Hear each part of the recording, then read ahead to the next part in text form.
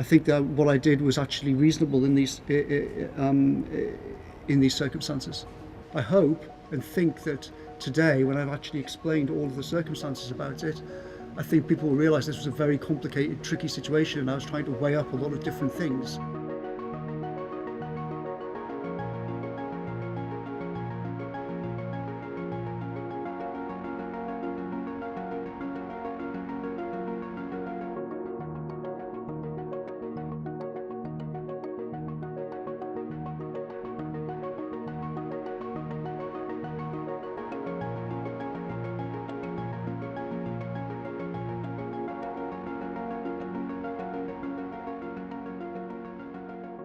I behaved reasonably and legally.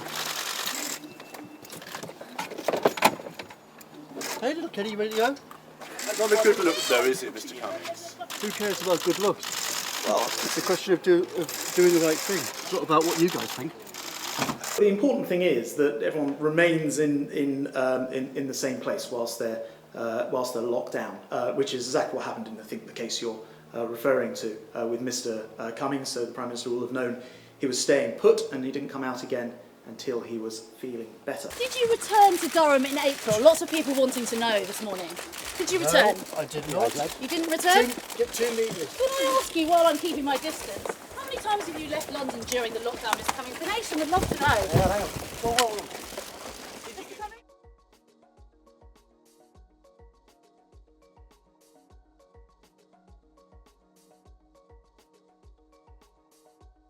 Dominic Cummings should have had the sense to realise they ought to have resigned. And if it's true that Dominic Cummings has deliberately breached the guidelines, and he should know what they were, then I think it's a resigning matter.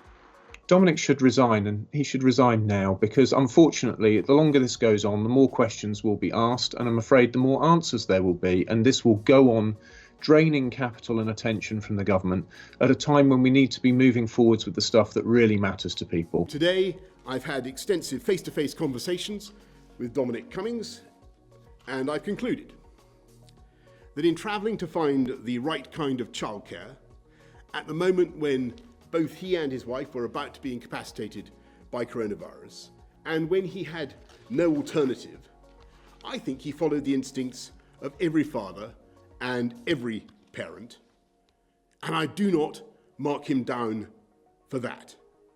And though there have been many other allegations about what happened when he was in self-isolation and thereafter, some of them palpably false, I believe that in every respect he has acted responsibly and legally and with integrity. No, I don't regret what I did. As I said, I think reasonable people may well disagree about how I thought about what to do in these circumstances, but I think that what I did was actually reasonable in these